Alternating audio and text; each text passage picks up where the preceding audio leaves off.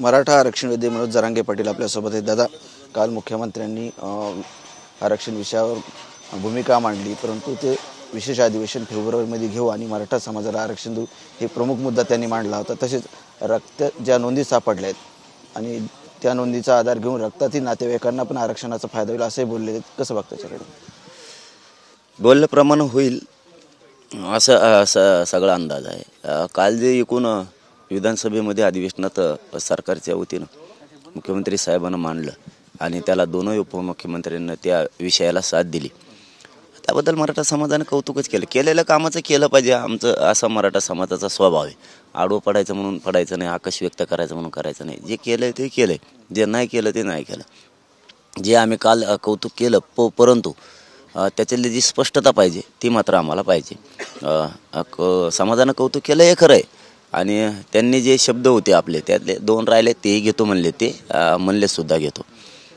त्यामुळं काही विषय नाही राहिलेला, तो होईल 100% मराठ्याला 24 डिसेंबरच्या आत न्याय मिळेल हे 100% आम्हाला आशा आहे. परंतु ते स्पष्टता मात्र करावी लागणार आहे, त्यासाठी आम्ही थांबलेलो आहेत. आणि म्हणजे एवढं मोठं आरक्षण दिलं आहे नुसतं स्पष्ट करण्यासाठी किंवा उलची खुटी ठेवली तर मग त्या आरक्षणासुद्धा काय उपयोग होणार नाही आणि त्याचा लाभ पण मिळणार नाही. स्पष्ट करूयात, सांगितलं आहे त्यांनी, बघूयात काय होतं. कुठल्या मुद्दे स्पष्ट करायला पाहिजे त्यांनी? नाही, मी उद्याचे दिवस नाही सांगत, त्यांनी सांगितलं ते स्पष्ट करतो म्हणून. कारण आपण काल जे बोललो होतो मीडियाच्या समक्ष, तुम्ही सांगणार आहेत का सरकारला, तर आपण रात्री सांगितलं सुद्धा. रात्री फोन पण त्यांचाही आला होता असं म्हणण्यापेक्षा, आणि आपण रात्री त्यांच्या कानावरती टाकलं. तर ठीक आहे, बघूयात उद्या दिवसभरात. मराठा आरक्षणासंदर्भात फेब्रुवारीमध्ये विशेष अधिवेशन घेऊ असं मुख्यमंत्र्यांनी स्पष्ट केले, परंतु अधिवेशनाचा आजचा शेवटचा दिवस असू शकतो आणि तुम्ही वेळ वाढवून देण्याची मागणी केली होती.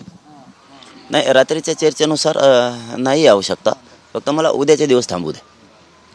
उद्याच्या दिवसात बऱ्याचशा गोष्टी क्लिअर होत्या आणि फेब्रुवारीतलं अधिवेशन बोलवलं ते क्युरिटी पिटिशनच्या विषयातलं. मी कालच तुम्हाला ते सांगितलं होतं की त्या संदर्भातला तो विषय मागासवर्ग आयोगाचा अहवाल असल्याशिवाय, मागास सिद्ध केल्याशिवाय चालत नाही. परंतु क्युरिटी पिटिशन ओपन कोर्टात घेणार आहेत का ते मला तर वाटतं आणखी हिअरिंगलाच घेतलेली नाही. तर बघूयात, ते समाजाच्याच फायद्याचं आहे. परंतु आत्ता आमच्या पुढचं हे ताजा विषय, आत्ताचा हा तो नंतरचा विषय. आणि दोन्ही ॲक्सेप्ट मराठा समाज करणारे न करण्याचं काही कारण नाही. फक्त प्रमुख खुटी आणि मुद्दा इथं आहे की ते टिकणार हे का, NT सारखं, एवढाच एक मुद्दा आहे. मग बाकी सगळं क्लिअर आहे.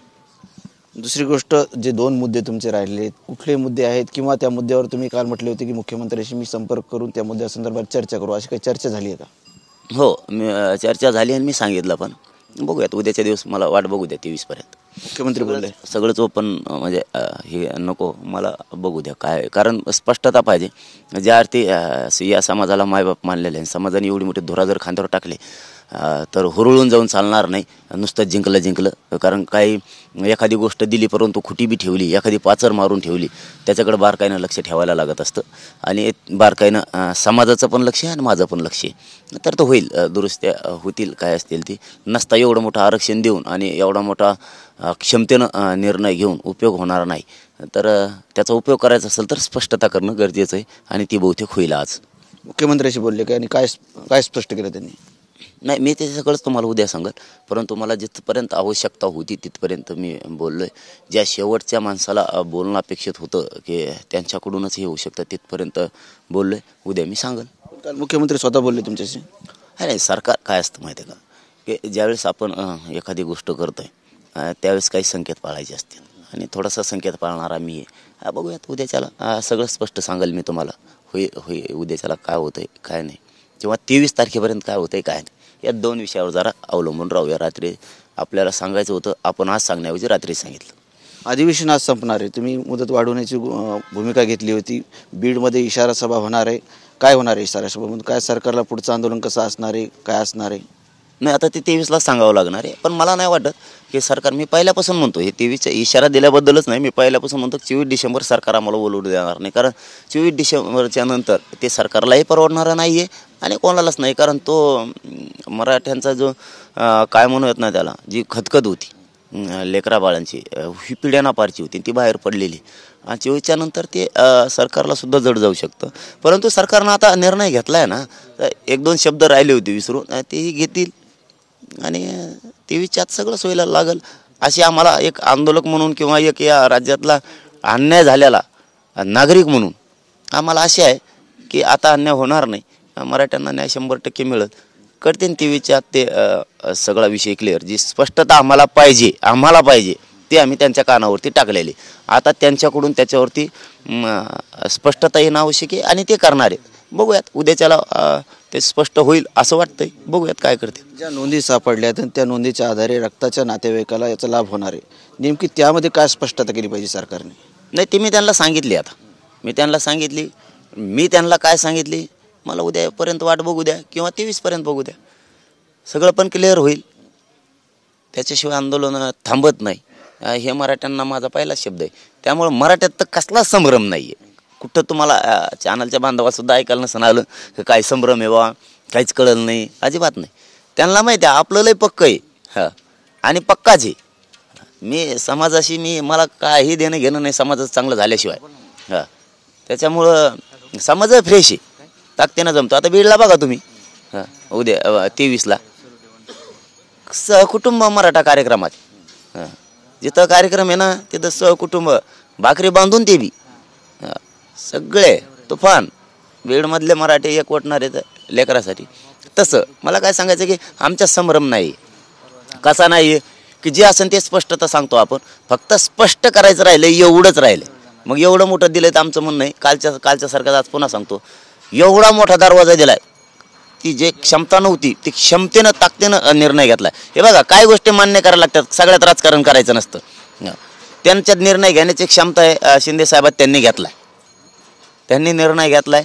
पण दरवाजा दिलाय, पण कडी कोंडा जर तुम्ही दिला नाही यायला त्या दारातून कुणी घुसन ना, मग त्या दाराचा उपयोग काय? मस्त तुम्ही मोठं दिलं, टप्पू दिलं, त्याचा उपयोग काय? कुणी घुसणार, कुणी बाहेर निघणार. मग ते त्यांच्या लक्षात आलेलं आहे. ते बघूयात आता उद्याच्याला काय होतं बघूयात, किंवा मग 23च्या आतमध्ये होऊ शकतं.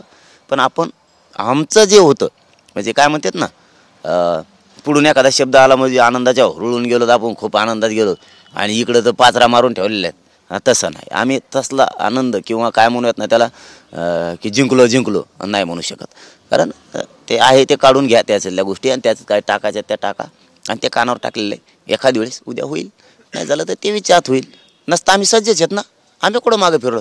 पहिल्यांदाच मराठ्यांना पहिल्या दिवशी सांगितलेलं शंका कुशंका घ्यायचा नाही, सगळ्या शंका निघल्याशिवाय मी हटणार नाही. आणि शब्द दिले हे आंदोलन मराठ्याला आरक्षण मिळाल्याशिवाय थांबत नाही. त्यामुळं मराठ्यांमध्ये आमच्यात काही संभ्रम नाही आणि राहणार बी नाही. कारण इथं पक्क झाल्याशिवाय मी समाजाला म्हणणारच नाही पक्क झालं. इथं पक्क झालं की ते म्हणणार आता पक्क झालं, टेन्शन घेऊ नका. आरक्षणाचं आंदोलन जेव्हापासून सुरू झालं तेव्हापासून तुम्ही मुख्यमंत्र्यावर विश्वास व्यक्त केलेला आहे की आरक्षण देतील, मुख्यमंत्री येतील. इथपासून ते आता नोंदी सापडल्यात, नोंदीच्या आधारे रक्ताच्या नातेवाईकांना पण आरक्षण भेटणार आहे. कुठेतरी मराठा आरक्षण 100% मराठा समाजाला आरक्षण भेटल या दिशेने चालले आणि भेटणार का 24 तारखेला? महाराष्ट्रातल्या सगळ्याच मराठ्यांना आरक्षण मिळणारच आहे. त्याचं कारण तसं आहे की सगळ्यांच्याच नोंदी आहेत. मराठा आणि कुणबी एकच आहेत. आता नोंदी मिळाल्या त्यामुळं त्या विषय राहिलेलाच नाही येतो. परंतु काही आमचे 1-2 शब्द राहिलेले आहेत, त्या विषयात आम्हाला स्पष्टता होणं गरजेचं आहे. नातं कसं जोडणार आहे ती स्पष्टता होणं गरजेचं आणि ते लगेच लवकर होईल. काळजी करण्याचं कारण नाही, ते लवकरच होईल. नसता मग ते देऊन सुद्धा उपयोग नाही, म्हणजे ती घोषणा होऊन सुद्धा उपयोग होणार नाही त्यांनी जर स्पष्टता नाही केली. आणि ते लवकरच होईल. मी खात्रीने सांगतो मला ती स्पष्टता लवकरच होणार आहे. नक्कीच मुख्यमंत्र्यांनी जे 2 मुद्दे राहिले त्याबाबत स्पष्टता दाखवावी किंवा स्पष्ट बोलावं असं जरांगे पाटील यांचं म्हणणं आहे. कॅमेरामॅन हर्षलसह संजय सर्वदे, TV9 मराठी, जालना.